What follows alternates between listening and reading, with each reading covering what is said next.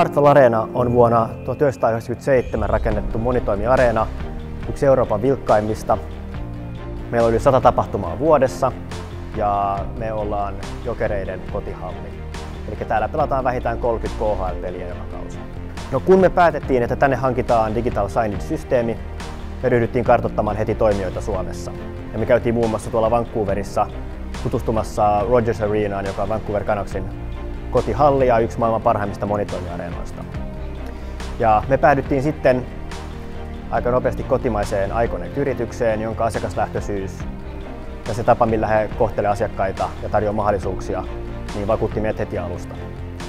Ja sitten yhdessä me ruvettiin miettimään, että minkä näköisellä teknologialla me lähdetään toteuttaa tätä digital signage-systeemiä tänne meidän areenalle. Ennen hankintapäätöstä otettiin huomioon 3 seikkaa, mitä me haluttiin tältä systeemiltä.